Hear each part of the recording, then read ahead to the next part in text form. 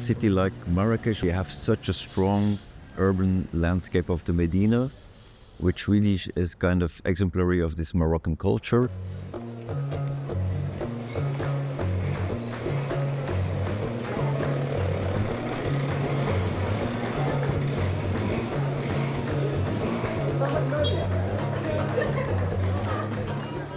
And then have this new city of Giles next to it.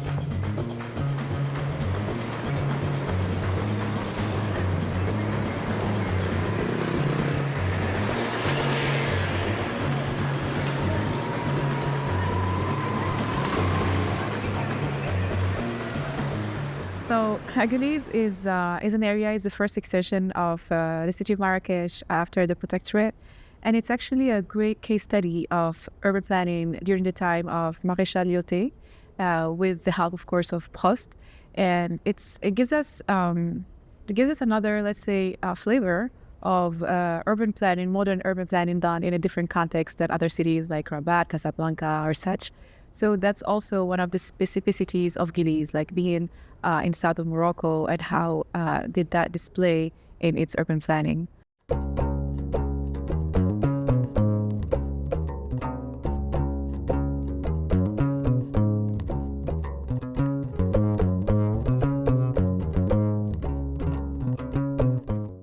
So on the one hand, there is a very strong emphasis on the vernacular architecture of the Medina. While the modernist and colonial architecture and urban planning of the city is completely overlooked. I've also noticed that the quality of many of the buildings, but also the outline of the colonial modernist part of the city, such as in Giles, the area that we are focusing on, has lots of qualities.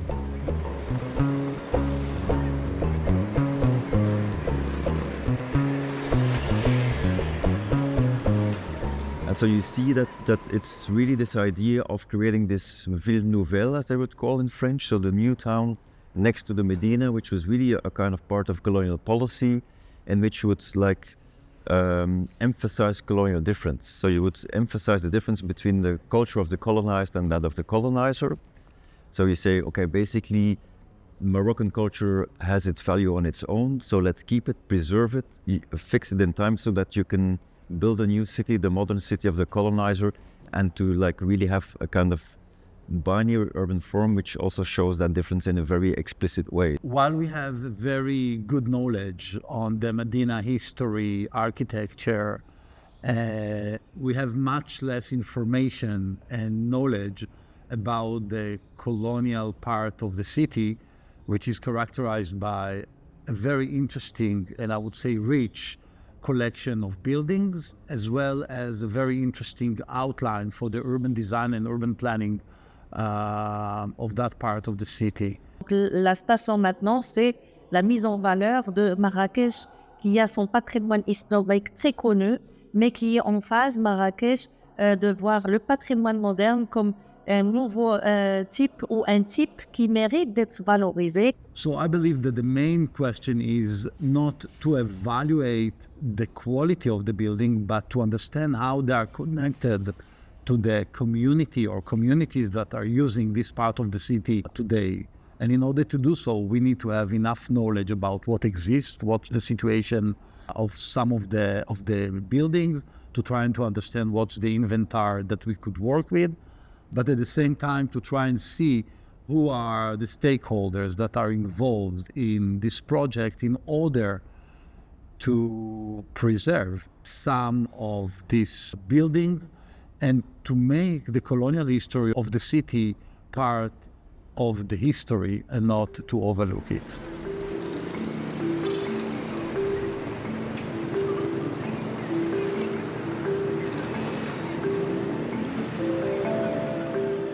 If you ask me why we need to preserve this colonial architecture, I have a couple of responses. For me, this colonial architecture is a very interesting kind of entry point to tell, you could say, alternative stories about what colonialism actually was, because some of the dynamics and mechanisms of the colonial project, you can really read them in the built environment. So for me, that's one of the main reasons why I'm working on this topic.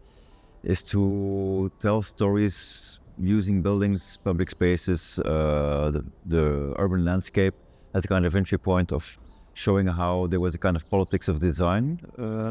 So where you see, and this is especially the case in Morocco, where you see that there was a whole procedure of using urban planning, architecture as instruments of a colonial project. And then it's also, of course, to make people aware that there's like modern architecture outside of Europe, which for a very long time was like something which was completely overlooked. And I think what we now start to see in architecture history, and for me that's also one of the things why this legacy is important, is that modernism is of course not an exclusively Western phenomenon, and so that we need to understand the modernism from within. So I think there's a whole shift happening in architecture history on the way we look at this colonial architecture, and I think what we need to do is to bring those kinds of narratives also to the world of preservationists. La chaire UNESCO sur le paysage urbain historique dont je suis titulaire et qui est hébergée à notre école d'architecture de l'UR, elle a pour thématique principale le paysage urbain historique, pour une mise en valeur, une préservation. Donc notre rôle étant de sensibiliser les étudiants, nos étudiants, aux démarches, de la recommandation 2011 sur le paysage urbain historique. Et dans le cadre de ce travail-là, notre chaire a déjà travaillé sur différentes villes, notamment Sawera, le bien de l'UNESCO, le bien de Souera, et maintenant le tour de Marrakech. La plus-value de cette chaire, c'est ramener autour de la problématique, une des problématiques qui est le patrimoine moderne, qui est la mise en valeur, préservation patrimoine moderne, ramener des experts autour du monde pour avoir des regards croisés et avoir des inspirations ou des dessins ou des bons exemples sur comment préserver.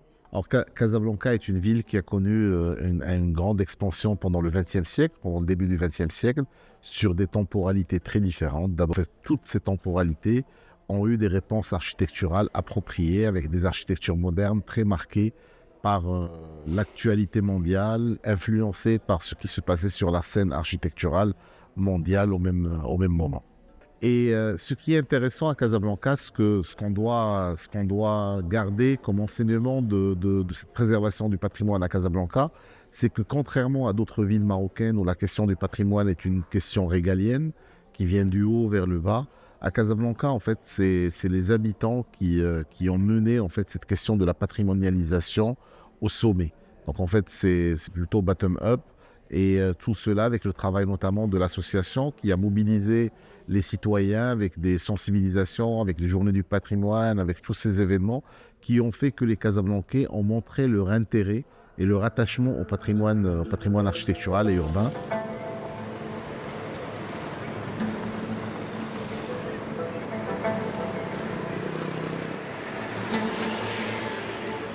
Notre chaire UNESCO, c'est en formation et recherche.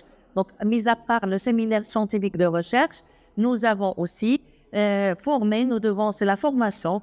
C'est dans le cadre où c'était un jour, une semaine de formation pour nos étudiants sur le patrimoine moderne, en explorant le terrain, comme vous avez vu, en faisant le travail d'inventaire et ensuite en digitalisation. C'est bien pour une connaissance et l'offrir à la ville. This week we've been working on a sort of inventory, kind of a digital map of modern buildings here in Marrakech. And as you could see throughout the week, there were many participants, like from our part, from the university, International University of Rabat, from the School of Architecture, who were students who were really aware about the preservation of this modern heritage. En tant que chef, c'est notre rôle aussi, c'est de permettre de capitaliser l'information, la connaissance à travers non seulement ces guides, ces inventaires, mais aussi à travers l'intégration d'outils numériques. Notamment, il y a un autre travail, nous avons un autre professeur et deux professeurs qui sont en train de former des architectes de l'agence urbaine comment digitaliser. Parce que nous savons très bien que la digitalisation est un moyen incontournable maintenant, non seulement pour documenter, analyser, mais aussi pour développer des stratégies de sauvegarde et de préservation. Il y a plusieurs approches numériques de digitalisation, de cartographier les patrimoines, soit au niveau du bâtiment, soit au niveau de contexte urbain.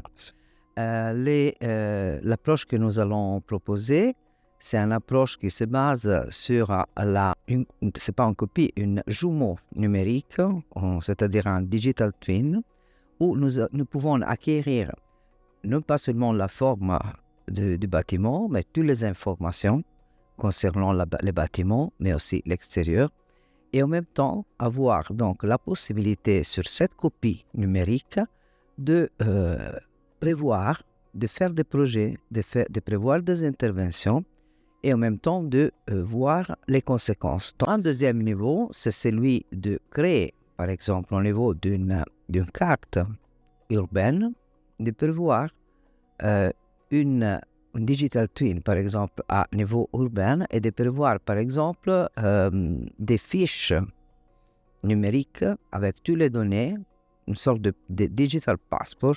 Il y a plusieurs approches qu'on peut utiliser, mais c'est sûr que la transition numérique au digital, ça va beaucoup aider ce qui est la conservation, mais surtout la pérennisation du patrimoine. Alors l'élément le plus difficile et le défi par rapport à la création de ces cartes digitales, pour moi, je peux les résumer en 4 points. Le premier point, c'est l'accès aux archives. Parfois, on a des difficultés parfois à accéder aux archives de par l'accès à des institutions publiques dans les municipalités. Parfois, ce n'est pas évident d'accéder.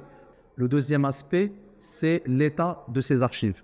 Parfois, on trouve que l'état n'est pas toujours en bon état. Parfois, il y a des archives qui ont été soit abîmées avec le temps, soit avec l'humidité.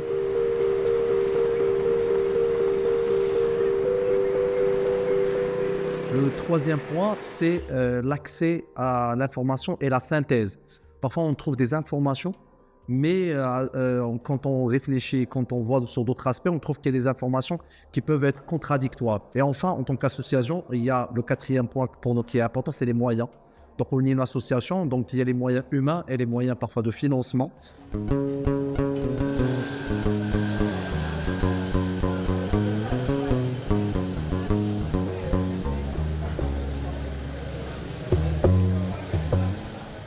So for the next level of this project, what would ideally be is that we could have some sort of digital inventory that everyone can check, and anyone who's interested in architecture who comes to Marrakech to see heritage would also be equally interested in modern heritage, because that's also our heritage.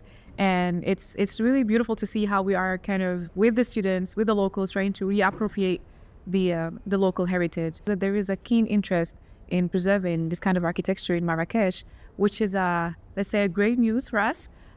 We also had the help of local authorities who went with us and helped us literally go check the details of each building and made it very, very easy for us to do that.